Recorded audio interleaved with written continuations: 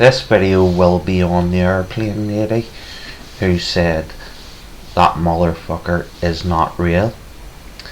As Michael Knowles pointed out, the man in his response video looked demonic, and the man in his response video also said, "We don't control the world, we control the universe."